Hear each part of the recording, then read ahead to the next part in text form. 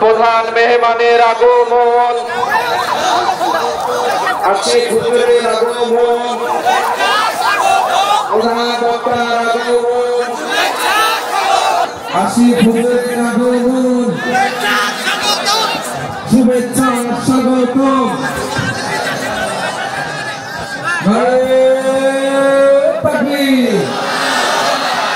পালপুরবাসীর পক্ষ থেকে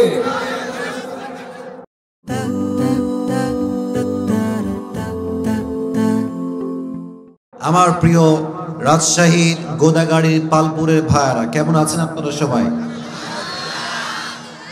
আলহামদুলিল্লাহ, আল্লাহ তাআলার শুকরিয়া যে আজ জুমার দিন আসরের নামাজের পরে আল্লাহ তাআলা আমাদের সবাইকে কোরআনের বাগানে বসার সুযোগ দিয়েছেন। আমরা সকলেই শুকরিয়া তার দিল থেকে জবান খুলে পড়ছি আলহামদুলিল্লাহ। আজকে আমাদের এই প্রোগ্রাম পালপুর বাইতুল হামদ ওয়াক্তিয়া মসজিদের উন্নয়ন প্রকল্পে আজকের এই মাহফিল। যতটুকু আমি জেনেছি এবং আমি বুঝেছি, আজকের এই মাহফিলকে অ্যারেঞ্জমেন্ট সব ঠিকঠাক করার জন্য, মাহফিলকে বাস্তবায়ন করবার জন্য সবচেয়ে পরিশ্রম এবং মাথার ঘাম যারা ফেলেছে তারা আমার কলিজার টুকরা যুবক ভাইয়েরাই ফেলেছে। কথা ঠিক আছে কিনা বলো? সবচেয়ে বেশি তারা কষ্ট করেছে। আমি দোয়া করি আল্লাহ তাআলা প্রত্যেকটা যুবককে ইসলামের সৈনিক ওমর ফারুক রাদিয়াল্লাহু তাআলা আনহুর মতো কবুল করুক। আমরা সবাই পড়ছি আমিন। না, পালপুরের সাউন্ড তো হইল না। আমি তো একটা ওয়াজে বলেছিলাম যে Rajshahi is a brand and the people of Rajshahi they are very smart. ঠিক আছে কিনা বলো? এটা ব্র্যান্ড পিপলদের সাউন্ড তো এরকম মরা মার্কা হইলে চলে না। আমরা শুধু গোদাগাড়ির সন্তান নই, আমরা রাজশাহীরও সন্তান। আর আমি অলওয়েজ বলি, বুকের পাটা দিয়ে বলি, বুকের সাহস নিয়ে বলি, রাজশাহীর সন্তান আমরা। আমরা কাপুরুষের সন্তান নই, আমরা সবাই বীর পুরুষের সন্তান। যুবক ভাইরা, তা আওয়াজ তো এত আস্তে হলে ওয়াজ ভালো হবে না। দিল থেকে এবার পড়েন তো সবাই রাজশাহীর সাউন্ডে, বলেন সবাই আমিন। আর भी जोर से বলো আমিন। যতটুকু আমি জানি, পালপুর যুব সংঘ আজকের এই মাহফিলকে বাস্তবায়ন করবার জন্য অনেক পরিশ্রম করেছে। তারা অনেক প্রচার প্রসার করেছে এবং তারা সর্বোচ্চ চেষ্টা করেছিল মাহফিলটা রাতের বেলা করার জন্য। তো শিডিউল ফাঁকা না থাকার জন্য আমি বাধ্য হয়ে মাহফিলটাকে আজ দিনের বেলায় দিয়েছি। তো আমি আশা রাখবো এদেরকে আপনারা সহযোগিতার হাত বাড়ায় দিবেন। যে যুবকরা আজকে আমাকে নিয়ে আসছে, যদি আপনাদের সহযোগিতার হাত থাকে, আগামীতে তারা এই মাঠ না হোক অন্য মাঠে হলেও তারা একদিন মিজানুর রহমান আজহারিকেও নিয়ে আসবে ইনশাআল্লাহ। আল্লাহ সেই তৌফিক আমার যুবক ভাইদেরকে দান করুক। পড়েন সবাই আমিন। প্রিয় আমার কলিজার টুকরা পালপুরের ভাইরা, টাইম ইজ ভেরি শর্ট। সময় খুবই অল্প, কথা হবে কম, বুঝতে হবে বেশি। লম্বা চড়া বক্তব্য দিলেই মাহফিল সফল হয় না। কথা হবে কনস্ট্রাকটিভলি, সাজানো গোছানো পয়েন্ট ভিত্তিক কথা। শুনবেন কম, বুঝবেন ভালো, অল্প কথায় কাজে দিবে বেশি যুবক ভাইরা, ঠিক কিনা বলে? আমি সবাইকে ভূমিকায় কিছু কথা বলে আমার তাফসিরে ফিরে যেতে চাই। আমার প্রিয় পালপুরের ভাইরা, আমি আজকে রাজনৈতিক বক্তব্য দেওয়ার জন্য এই মাহফিলে আসি নাই। আমার শত্রু কেউ নয়। আওয়ামী লীগও আমার বন্ধু, বিএনপিও আমার বন্ধু, জামাতও আমার বন্ধু, হেফাজতও আমার বন্ধু, চরমনায় আমার বন্ধু, সরসিনা আমার বন্ধু। কারণ আমার প্রথম পরিচয় আহলে হাদিস নয়, প্রথম পরিচয় আওয়ামী লীগ নয়, প্রথম পরিচয় বিএনপি নয়, প্রথম পরিচয় জামাত নয়। আমার প্রথম পরিচয় মুসলমান ঘরের সন্তান।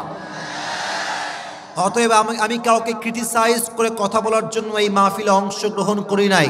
I love everyone from my heart, দিল থেকে সবাইকে ভালোবাসি। তবে আজ দুইটা কথা বলবো ভূমিকায়। এটাই ভূমিকার প্রথম কথা, এটাই ভূমিকার শেষ কথা। প্রথম একটা দাবি করতে চাই, একজন ইসলামিক স্কলার হিসেবে নয়, এই দেশের একজন সাধারণ নাগরিক হিসেবে একটা দাবি আমাদের সকলের হৃদয়ে আছে। আগামীতে এই দেশে আবার একটা নির্বাচন হবে।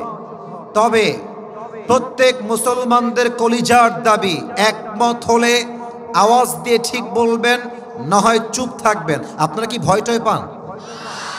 না, আমাকে বলতে হবে আওয়াজ দিয়ে। ভয় টয় পান নাকি আপনারা?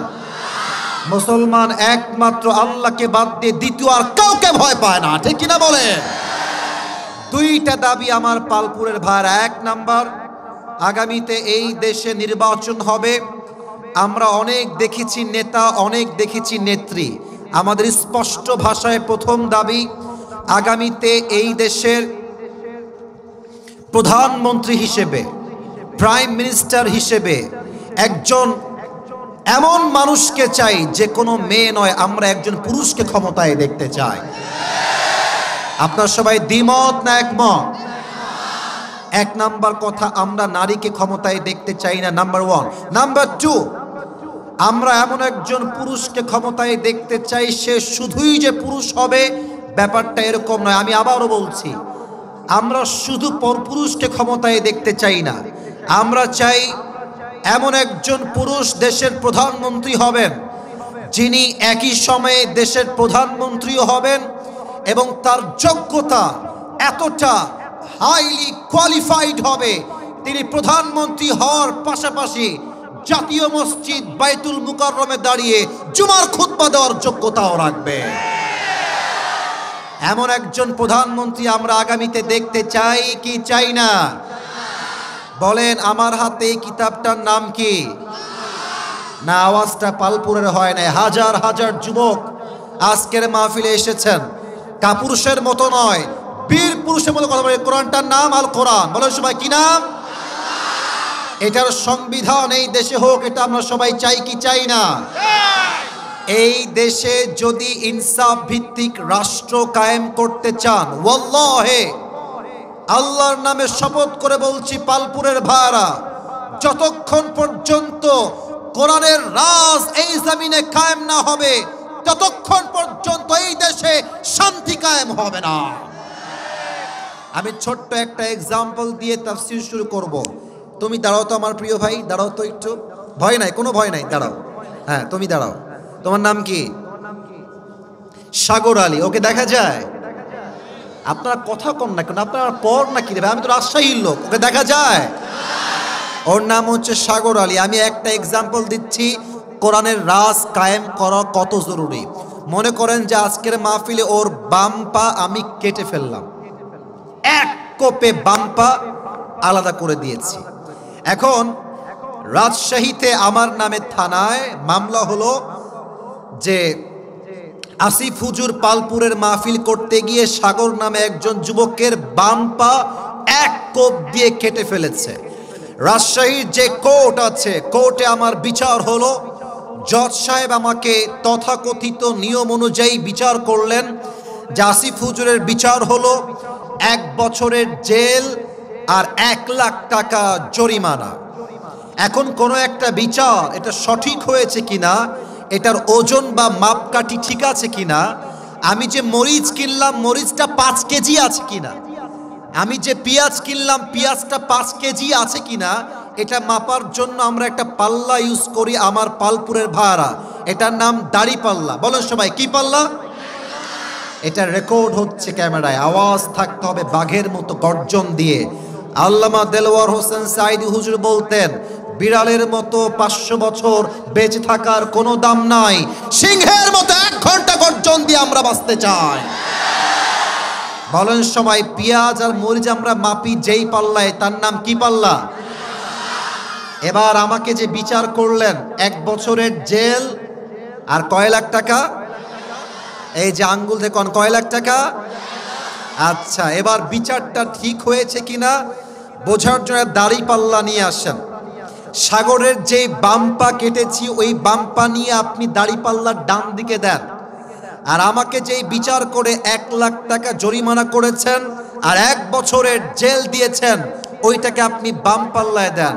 পালপুরের ভাইরা, if you understand the point then please answer me loudly. যদি কথা বুঝে থাকেন উত্তর দিবেন আওয়াজ করে। ডান পাশে তার ঠ্যাং কাটা রাখা আর বাম পাল্লায় 1 লাখ টাকা আর 1 বছরের জেল। আপনি যতই টান দেন দাড়ি পাল্লায় সমান সমান হবে। এখানে আওয়াজ জোরে হয়েছে, আপনাদের আওয়াজ পাই নাই। সমান সমান হবে।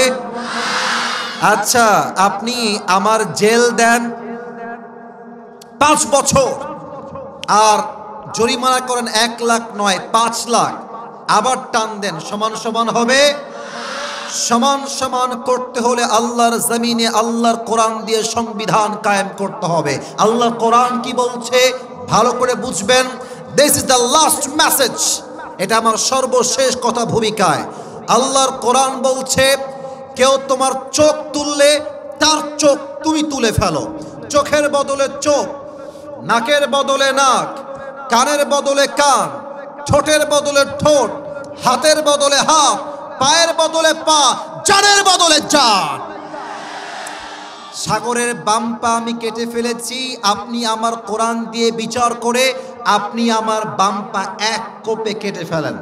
এবার সাগরের বাম্পা দেন ডান পাল্লায় আর আসিফ হুজুরের পা কেটে দেন বাম পাল্লায়। টান দেন, দেখবেন দুইটা সমান সমান হয়ে গেছে। আস্তে ঠিক বললেন কেন আপনারা? কথা বেঠিক না ঠিক? এটা হচ্ছে কোরআন। ওয়ামান হাকামা বিহি আদালা। ভূমিকায় সময় নিলাম কেন? দেশটা স্বাধীন হয়েছে, আগামীতে আমরা কোনো জুলুম চাই না, আল্লাহর জমিনে আমরা ইনসাফের শাসন চাই, ঠিক কিনা বলেন? আল্লাহ আগামীর বাংলাদেশকে কোরআনের বাংলাদেশ করে দিক। সবাই পড়েন আমিন। আপনাদের বউ আছে কার কার একটু হাত তোলেন তো, বউ আছে? আচ্ছা প্রিয় ভাইরা হাত নামান। এবার যাদের বউ নাই, শীতকালে খুব কষ্টে আছো, তারা একটু হাত তোলো। ইন্না লিল্লাহ। আপনাদের কারো বউ নাই? আরে সত্যি নাই? এ আমি বিশ্বাস করি না। আরে হাত নামাও। আল্লাহ যুবকদের কষ্ট দূর করে দিক। সবাই পড়া আমিন। আমি আমার মাহফিলে একবার বলেছিলাম যে যুবকদের কষ্ট দূর হবে শীতকালে কম্বল দিয়ে নয়, ল্যাব দিয়ে নয়, একমাত্র বউ দিয়ে যুবকদের শীত দূর হবে, ঠিক কিনা বলো? আল্লাহ প্রত্যেকটা আব্বা জানদেরকে বোঝার তৌফিক দান করুক। পড়েন সবাই আমিন। আমরা 3টা তাকবীর দিব। প্রথম তাকবীর দিবেন বিবাহিত ভাইরা, দ্বিতীয় তাকবীর দিবেন সিঙ্গেল ভাইরা। আমি দেখতে চাই কার গায়ের জোর কত বেশি। বিবাহিত ভাইরা কাশি দেন, আওয়াজ বেশি নাই গো, দেখা যাক কে পারে। বিবাহিত আব্বা জানরা তাকবীর দেন, মুরব্বীরা যুবকেরা তাকবীর দেন, সিঙ্গেলরা চুপ থাকবা। বিবাহিত ভাইরা লিল্লাহি তাকবীর। মাশাআল্লাহ, সাউন্ড ভালো আছে। বিবাহিতরা মাশাআল্লাহ পারফরম্যান্স ভালো করেছে। সিঙ্গেলরা কি হেরে যাবা? হেরে যাবা? হেরে যাবা? সিঙ্গেলরা কাশি দাও। নারে তাকবীর। বিবাহিত ভাইরা আই এম সো সরি, আজকে সিঙ্গেলরা 80 নাম্বার বেশি পেয়ে পাস করেছে, ঠিক কিনা বলেন? এবার সবাই মিলে লাস্ট একটা তাকবীর দিবেন। তাকবীরের ঠেলায় আসিফ হুজুর স্টেজ ভেঙে নিচে পড়ে যাবে। তাকবীর দেন সবাই মিলে, নারায়ে তাকবীর। আল কোরআনের আলো, আল হাদিসের আলো, কোরআন হাদিস যেখানে, আলেম ওলামা যেখানে, পালপুরবাসী যেখানে, আল্লাহ তাআলা কবুল করুক। সবাই পড়েন আমিন। প্রিয় ভাইরা, যারা দাঁড়িয়ে আছেন, আপনাদের দাঁড়িয়ে থাকার জন্য অনেকের দেখতে সমস্যা হচ্ছে, অনেকে দেখতে পাচ্ছে না, সময় খুবই কম। মেহেরবানি করে যে জায়গায় আছেন বসে যান। আসিফ হুজুর কবে আসবে এটা আর জানা নাই, হয়তো বা এটাই আমার জীবনের এখানে শেষ মাহফিল হতে পারে।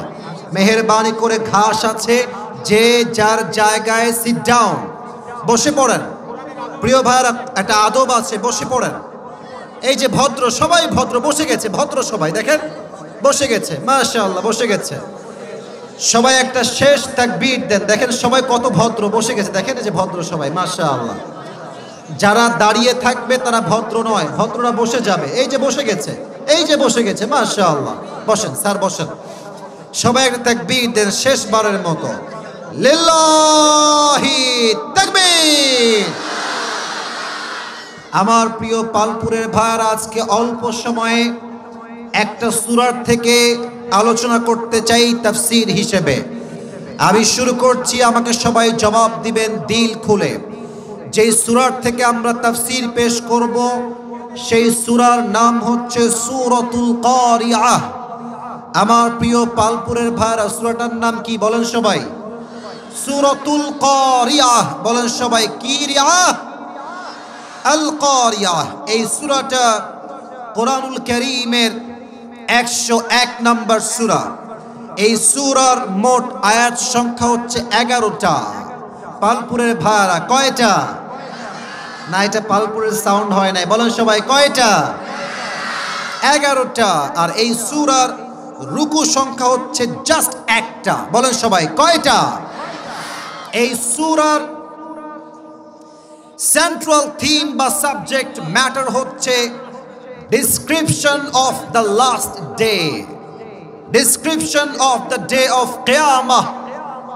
এটা হচ্ছে এমন একটা সূরা, এই সূরার ব্যাখ্যা কেউ পড়লে, তর্জমা কেউ করলে মনে হবে আপনি কিয়ামতকে লাইভ দেখছেন, সচক্ষে কিয়ামতের দৃশ্য আপনি অবলোকন করছেন। প্রত্যেকটা কিয়ামতের বর্ণনা আল্লাহ তাআলা এই সূরাতে সুস্পষ্ট উল্লেখ করেছে। সুবহানাল্লাহ পড়বেন না আপনারা সবাই? আসুন আমরা তাফসীরে ঢুকে যাই। জাস্ট অল্প কথায় মূল কথাগুলো বলার ট্রাই করছি। আল্লাহ তাআলা বলছেন, আল কারিআহ, মাল কারিআহ, ওয়া মা আদরাকা মাল কারিআহ। কারিআহ মানে হচ্ছে একটা বিকট আওয়াজ, এটাকে বলা হয় মহাপ্রলয়। কিয়ামতের পূর্বে আল্লাহ তাআলা এমন একটা সাউন্ড পুরো পৃথিবীতে দিবেন, জাইগ্যান্টিক সাউন্ড। এক সাউন্ডে পুরো পৃথিবীটা তছনছ হয়ে মিশে মেছাকার হয়ে যাবে, ঠিক কিনা বলেন? আগে আমরা জেনে নেই যে কিয়ামত কাকে বলে, হিসাব দিবস কাকে বলে, কিয়ামতের আসলে মূল সংখ্যা কি। কিয়ামত তো আজীবন শুনে আসলাম, কিয়ামত কিয়ামত কিয়ামত, হিসাব দিবস। কিয়ামত আসলে কাকে বলে? হাদিসে আসছে এই দিনটা হচ্ছে সেই দিন when Allah subhanahu wa ta'ala will resurrect all the creatures in this world। যেই দিন আল্লাহ তাআলা পৃথিবীর সমস্ত মানুষকে জীবিত করবেন, সমবেত করবেন। and Allah subhanahu wa ta'ala will ask them about their faith and deeds during their life on earth। কিয়ামতের দিনে বান্দাকে দুইটা বিষয়ে হিসাব নেওয়া হবে, এক হচ্ছে ঈমান আর এক হচ্ছে আমল। আমাকে রিপিট করতে হবে আমার পরে। এক হচ্ছে ঈমান আর এক হচ্ছে, দিস ইজ কল্ড কিয়ামা। এটাই হচ্ছে কিয়ামতের সেই দিবস। খেয়াল করেন, সূরার শুরুতেই আল্লাহ তাআলা একটা শব্দ 3 বার উল্লেখ করেছেন। আচ্ছা দেখেন, মনে করেন যে ডান পাশ থেকে কেউ উঠে গেল। আমি বললাম এই ভাই বসেন। আবার বললাম এই ভাই বসেন। আর একবার বললাম এই ভাই ভাই ভাই বসেন বসেন। আমি 3 বার ডাক দিলাম, 3 বারের সাউন্ড কিন্তু এক এক রকম। প্রথমবার বলল বুঝে আসে নাই, দ্বিতীয়বার বলল কে রে ডাকলো, আর তৃতীয়বার এই ভাই ভাই বসেন বসেন, ও ঠাস করে বসে যাবে। কারণ কি, একটা কথা বারবার বললে গুরুত্ব কমে না, বরং গুরুত্ব বেড়ে যায়। ঠিক কিনা বলেন? এই সূরাটা আরব বিশ্বে নাজিল হয়েছে। আল্লাহর হাবিব বললেন আল কারিয়া। কাফেররা শুনলো আল কারিয়া। আল্লাহর হাবিব বললেন মাল কারিয়া, তোমরা কি জানো মহাপ্রলয় কি? কাফেররা বলল আবারও সেই কারিয়া। আবার আল্লাহর হাবিব বললেন ওয়ামা আদরাকা মাল কারিয়া। এবার কাফেররা ঘুরে তাকালো, মাল কারিয়া ওয়ামা আদরাকা মাল কারিয়া, এক শব্দ বারবার কেন, এর অর্থ কি জানতে হবে। এই হচ্ছে আল্লাহ তাআলার ইচ্ছা। আল্লাহ tried to draw our attention by mentioning 3 times a word, and that is al-Qariya. একটা শব্দ আল্লাহ 3 বার উল্লেখ করেছেন, সবার থেকে শুনতে চাই। শব্দটা হচ্ছে আল-Qariya। বলেন সবাই কি কারিয়া? এই যে সাউন্ড পেয়েছি ভাই, এবার দিলটা শান্তি হয়েছে। বলেন সবাই কি কারিয়া? আল-Qariya, বিকট আওয়াজ। দেখেন কিয়ামত কায়েম হবে কেমনে আমি লাইভ দেখাতে চাই। এই যে 1 2 3 4 4টা মোবাইল আছে, 5টা মোবাইল, এখানে লাইভ চলছে। লাইভ মানে কি, আমি এখানে যা বলছি এক্সাক্ট তাই লাইভে দেখাচ্ছে। এটা হচ্ছে লাইভ। কিয়ামতটা আমি লাইভ দেখাতে চাই আল্লাহর কোরআন দিয়ে। কিয়ামত যেদিন কায়েম হবে সেই দিনটা এই দিনের মতোই হবে। সেই দিনও পালপুরে বাজার বসবে, গরুর বিক্রেতা গরু বিক্রি করবে, বাজারের দোকানদার আইসক্রিম বিক্রি করবে, মা তার সন্তানকে নিয়ে স্কুলে যাবে, কলেজে যাবে। প্রত্যেকটা মা বাহির থেকে বের হবে, সন্তান বের হবে, যুবকরা বাইক চালাবে, কেউ রাজশাহী যাবে, কেউ সিএনবি যাবে, কেউ পর্দা গার্ডেন যাবে, সবাই সবার মতোই চলবে। হঠাৎ করে এক বিকট আওয়াজ আসবে, এক আওয়াজে যত বিল্ডিং মাটি আছে সব ধসে পড়ে যাবে, প্রত্যেকটা পাহাড়গুলো চূর্ণ বিচূর্ণ হয়ে যাবে। আল্লাহ তাআলা বলছেন ইয়াউমা ইয়াকুনুন নাসু কাল ফারাশিল মাবসুস। কিয়ামতের কঠিন দিনে প্রথম শব্দ যখন শুরু হয়ে যাবে, মানুষগুলো বিক্ষিপ্ত পতঙ্গের মতো নিক্ষিপ্ত হবে। ওয়া তাকুনুল জিবালু কাল আহিনিল মানফুশ, and the mountains will be like a carded wall.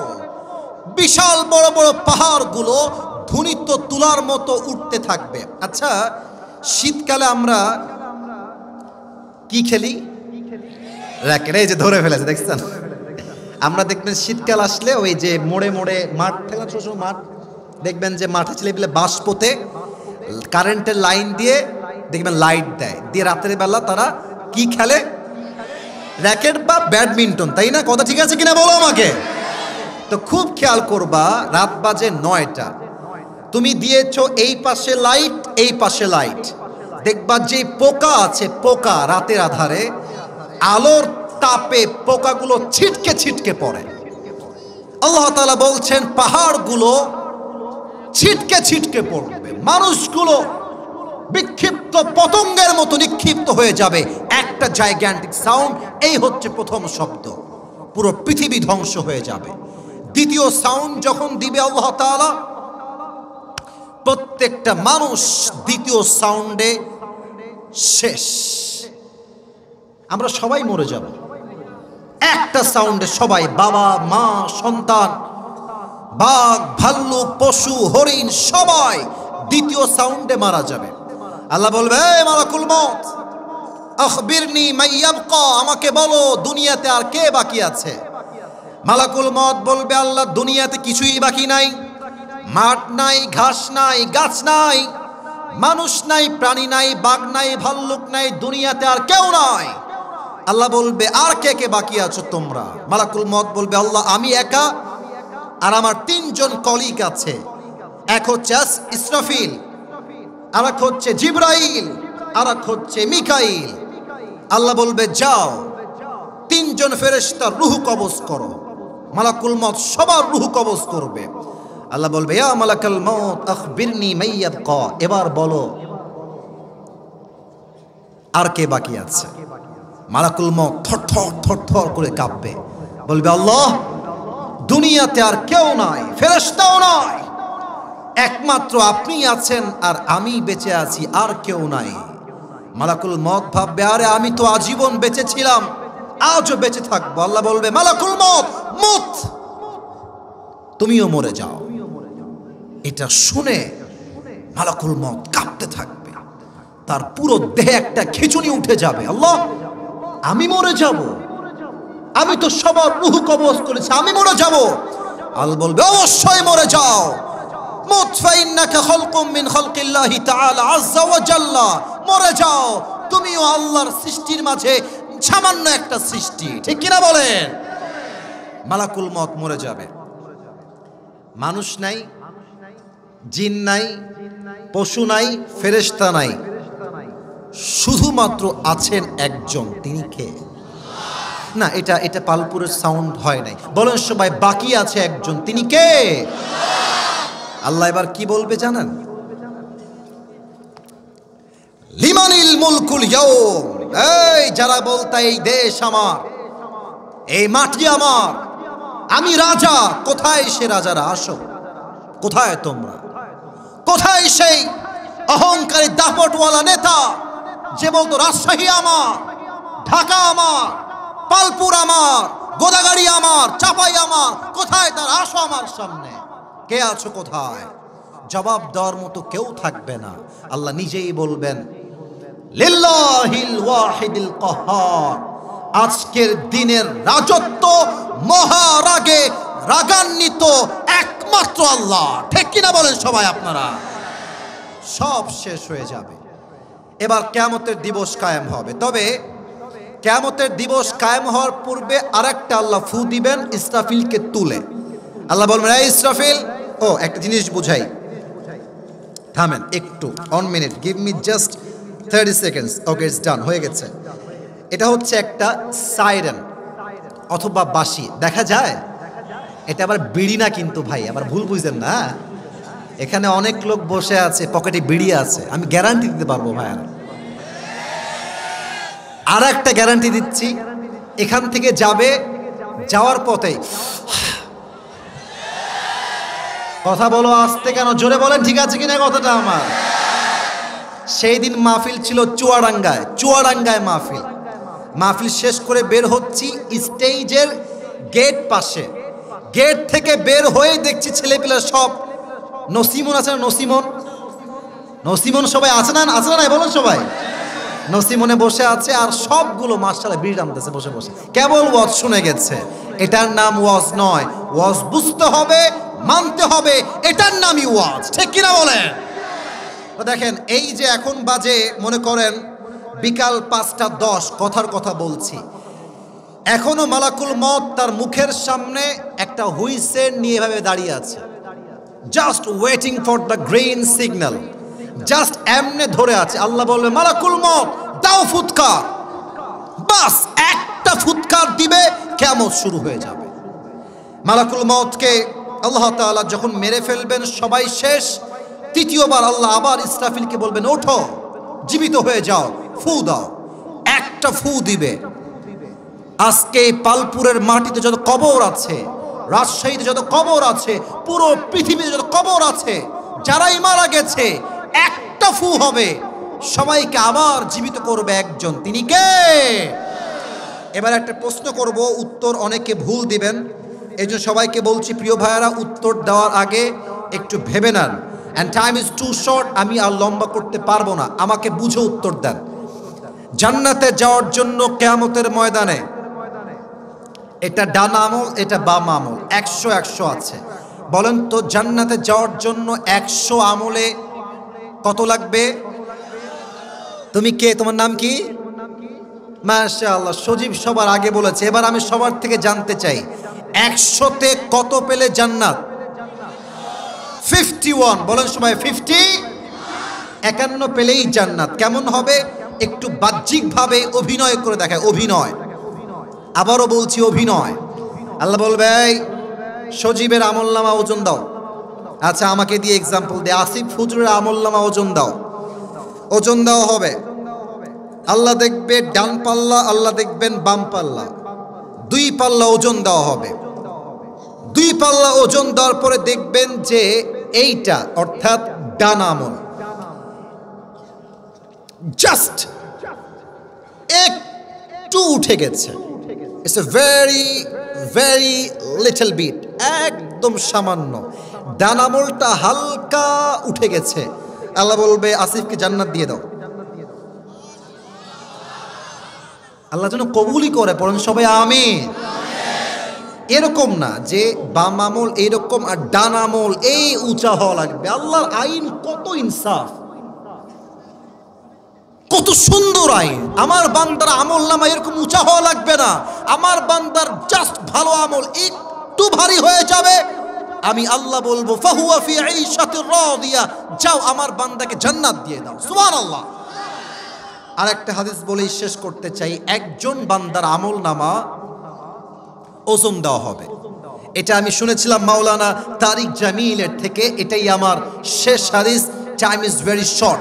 একটা প্রবাদ বাক্য বলে হাদিসটা বলতে চাই। একটা প্রবাদ বাক্য আছে না, শেষ ভালো যার, কতক্ষণ সবাই, শেষ ভালো যার। সবাই দুই হাত তোলেন, একটা সবাই দুই হাত তোলেন, দুই হাত তুলে একটা তাকবীর দেন, নারায়ে তাকবীর। হাত নামান। আল্লাহ তাআলা বলবেন অমুক বান্দার আমল নামা ওজন দাও, দেখো কোন আমলটা কত বেশি হয়। দুই হাত তোলা হবে, দুই আমল নামা ওজন দেওয়া হবে, তাকায় দেখবে এটাও 50, এটাও 50। আমার পালপুরের ভাইরা বলেন তো, জান্নাতে যাওয়ার জন্য এবার আমল লাগে আর কয়টা? বলেন সবাই কয়টা? বান্দা ভাববে আরে কোনো টেনশন না, আমি পালপুরের ছেলে, আমার বাপ তো এখানেই আছে, একটা আমল চাইলে আমাকে দিয়ে দিবে।